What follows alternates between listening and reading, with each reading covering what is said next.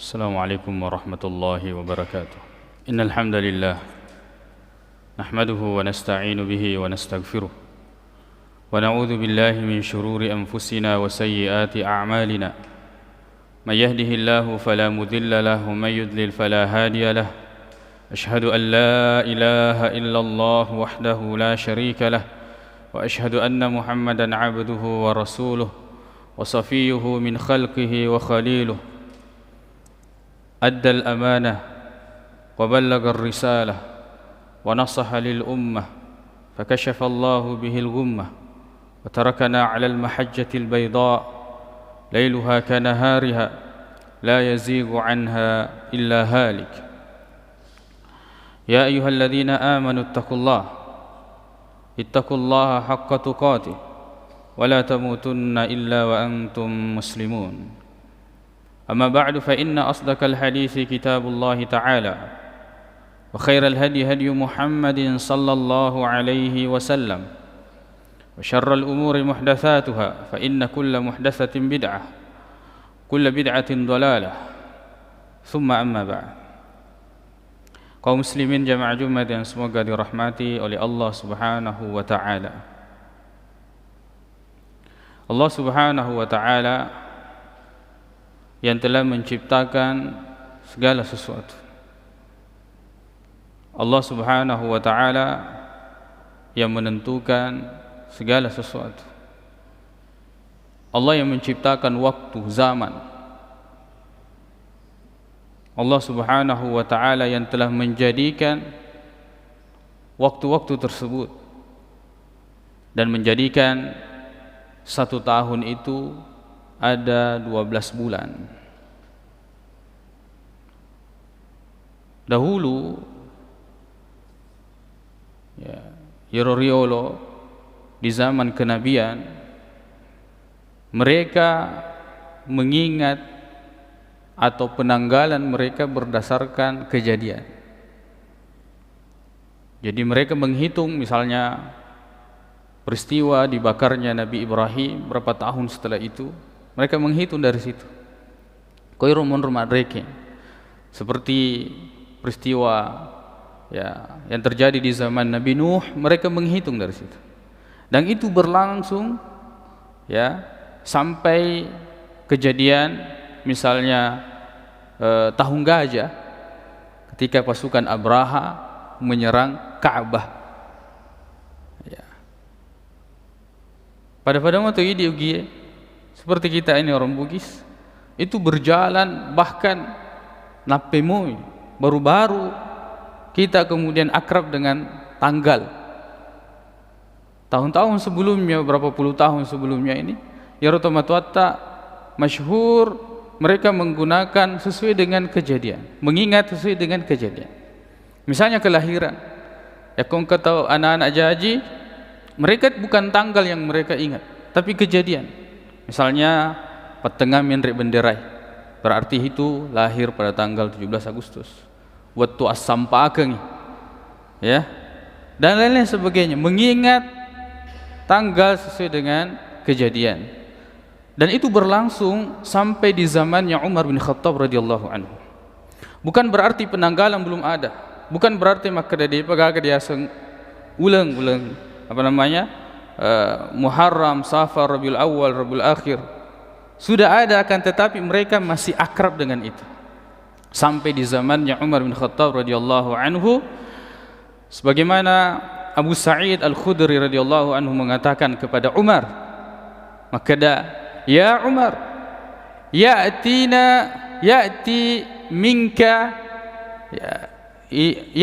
ilaina minka kutub, bahwa telah datang darimu kepada kami surat-surat laysa laha ta'rikh, digaga tanggalan, tidak ada tanggalnya.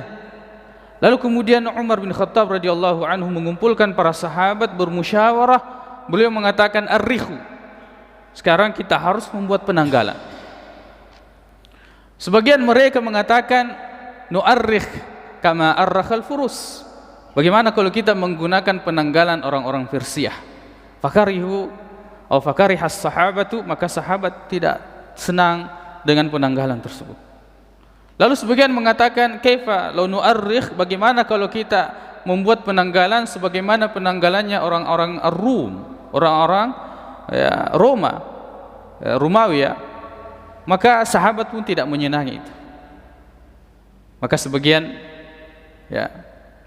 mengatakan bagaimana kalau dari kelahiran Nabi sallallahu alaihi wasallam. Sebagian lagi mengatakan bagaimana kalau dari hijrahnya Rasulullah sallallahu alaihi wasallam. Umar mengatakan al-hijratu hiya allati tufarriqu bainal haqqi wal batil. Hijrah inilah pada saat itu yang membedakan yang hak dan yang batil. Maka Umar kemudian mengatakan kita buat penanggalan dari situ. Lalu kemudian mereka berbeda pendapat. Para sahabat ini kemudian berselisih mana yang kita dahulukan. Jadi nama-nama bulan yang 12 ini itu telah ada sebelum zaman Rasulullah SAW. Telah ada pada kakek yang kelimanya Rasulullah SAW, yaitu Kilab bin Murrah. Nama Muharram, Safar, Rabiul Awal, Rabiul Akhir, Jumadal Ula, Jumadal Akhirah dan seterusnya itu sudah ada. Ke Yemen nih. Dan 12 bulan ini memang Allah Subhanahu wa taala yang telah menentukan. Maka firman Allah Taala, "Inna iddatash syuhuri 'indallahi 12 syahran fi kitabillah." Bahwa jumlah bulan dalam setahun itu ada 12 bulan. Maka itu Nabi Muhammad sallallahu alaihi wasallam, "Inna zaman," hadis riwayat Bukhari dari Abu Bakar, bahwa waktu itu kadistadara kahayatihi, telah berputar, telah berjalan yauma khalaqallahu as-samawati wal ardh, sejak Allah menciptakan langit dan bumi itu ada as-sanatu 12 syahran, satu tahun itu 12 bulan. Memang sejak Allah menciptakan langit dan bumi sudah ditentukan bahwa ada 12 bulan. Minha arba'atun hurum, diantaranya ada 4 bulan yang dimuliakan oleh Allah Subhanahu wa ta'ala. Jadi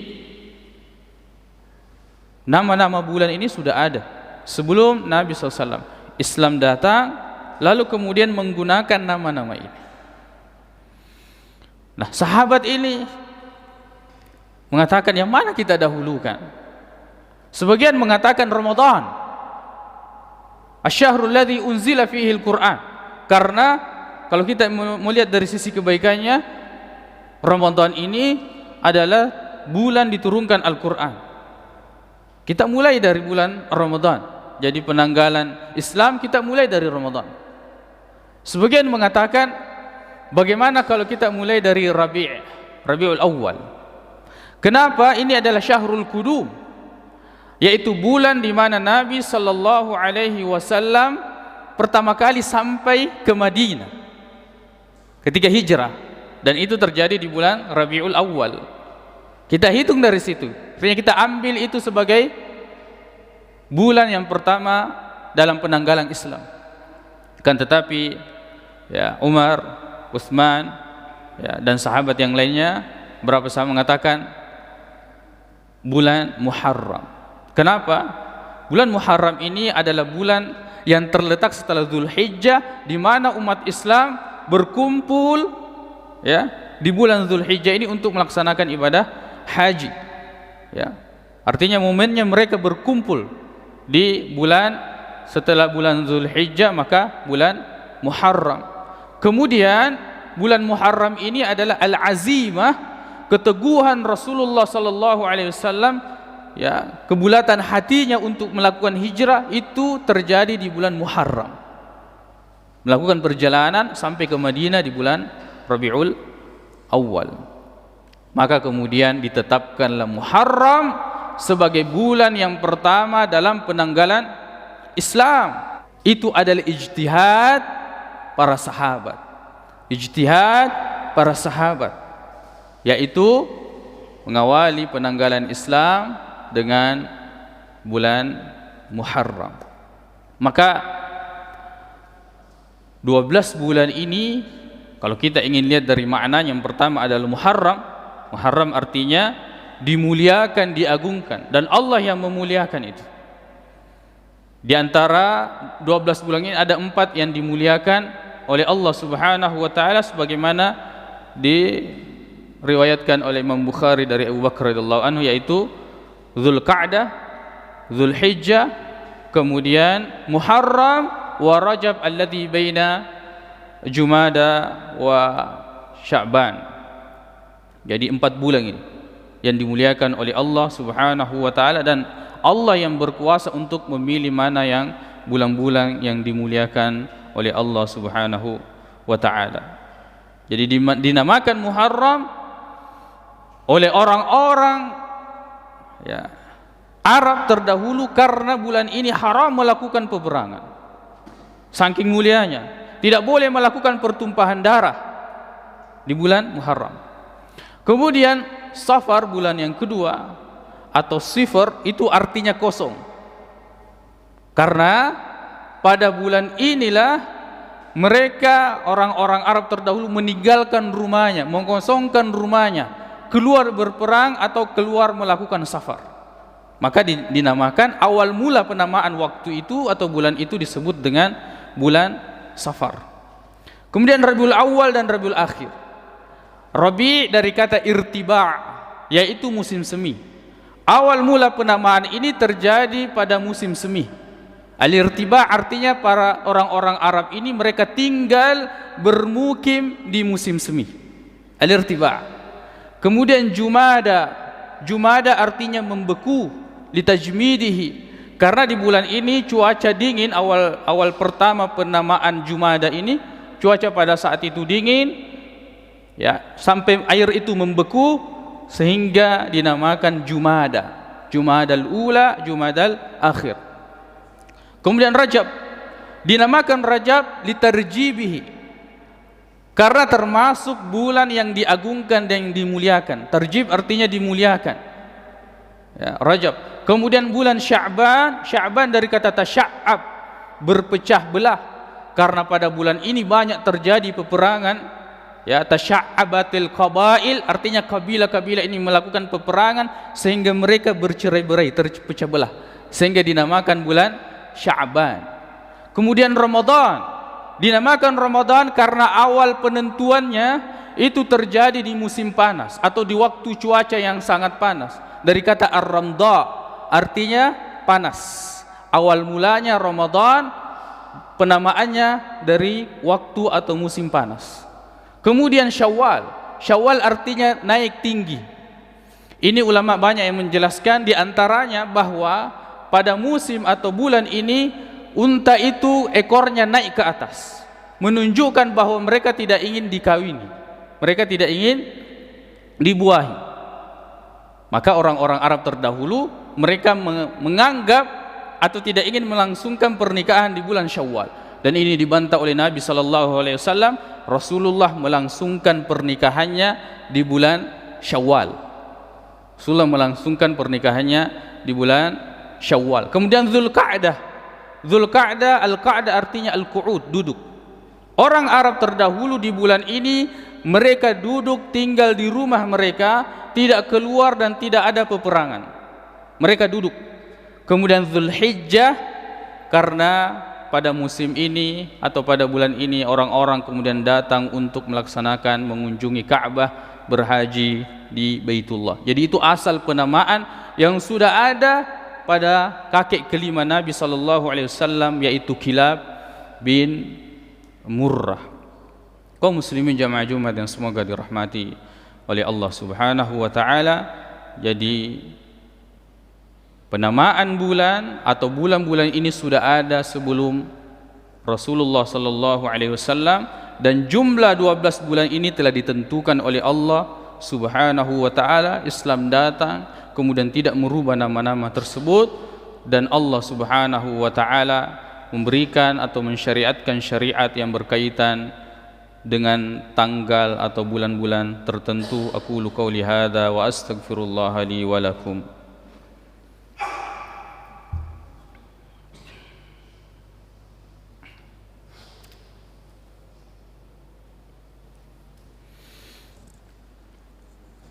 Alhamdulillahi Rabbil Alamin wal aqibatu lil muttaqin wa la udwana illa 'alal zalimin. Asyhadu an la ilaha illallah wahdahu la syarika lah wa asyhadu anna Muhammadan 'abduhu wa rasuluh sallallahu alaihi wa ala alihi wa ashabihi wa sallama tasliman katsira, amma ba'd. Kaum muslimin jamaah Jumat yang semoga dirahmati oleh Allah Subhanahu wa taala. Allah yang menciptakan waktu dan Dia yang mengaitkan waktu-waktu tersebut dengan ibadah.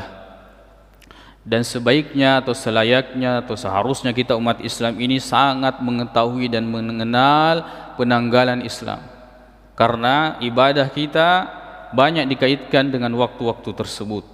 Misalnya bulan Ramadan, kemudian bulan Zulhijjah ibadah haji, kemudian berpuasa di 10 pertama Zulhijjah, kemudian berpuasa pada tanggal 13, 14, 15 setiap pertengahan bulan, kemudian bulan Sya'ban, kemudian bulan Muharram. Ya, ada syariat, ada anjuran-anjuran atau sunnah-sunnah yang sangat ditekankan untuk kita melaksanakannya. Seperti bulan ini. Bulan ini adalah bulan Muharram. Terdapat syariat, terdapat anjuran. Di antaranya adalah berpuasa di tanggal 10 yang kemudian disebut dengan Ashura. Ashura artinya 10. Ini didasarkan dengan hadis riwayat Muslim dari Abu Qatadah radhiyallahu anhu, maka dari Nabi Muhammad sallallahu alaihi wasallam ketika ditanya, beliau mengatakan ahtasibu an yukaffira as-sanatal madiyah, bahwa puasa di 10 Muharram itu akan menghapuskan dosa setahun sebelumnya. Itu keutamaan berpuasa di tanggal 10 Muharram. Bahkan hadis riwayat Muslim bahwa Nabi sallallahu alaihi wasallam dari Abdullah bin Abbas, sama Rasulullah sallallahu alaihi wasallam al-Ashura wa amara bisiyamihi. Rasulullah berpuasa pada 10 Muharram dan memerintahkan untuk mempuasakannya. Sebelum puasa Ramadan diwajibkan, puasa Muharram ini hukumnya wajib. Untuk menjelaskan bagaimana kedudukan puasa 10 Muharram ini. Rasulullah memerintahkan, berarti wajib. Lalu kemudian Allah Subhanahu wa taala mengganti kewajiban itu dengan kewajiban berpuasa di bulan Ramadan, lalu kemudian menjadilah itu adalah ibadah yang sangat dianjurkan. Hukumnya sunnah tapi sangat dianjurkan untuk mempuasakan 10 Muharram. Lalu kemudian Nabi SAW kemudian mengatakan, hadis riwayat Muslim dari Abdullah bin Abbas mengatakan, la in baqitu ila qabil la asumanna at-tasi'. Seandainya saya masih hidup sampai tahun depan, saya akan mempuasakan tanggal 9-nya. Ini untuk menyelisihi. Jadi orang yang berpuasa di tanggal 9 Zulhijjah mendapatkan pahala bahwa dia mengikuti atau mewujudkan harapan Nabi sallallahu alaihi wasallam. Karena itu hanya harapan Rasulullah. Rasulullah meninggal dunia dan tidak sempat mempuasakan tanggal 9 Muharram. Lalu kemudian yang kedua, dia mendapatkan pahala karena menyelisihi orang-orang Yahudi. Ya, dalam masalah ini bagaimana kisah yang masyhur, Nabi SAW masuk Madinah dan mendapatkan mereka berpuasa di tanggal ini. Ya, lalu kemudian Nabi SAW mengatakan, kami lebih berhak untuk mempuasakan hari ini.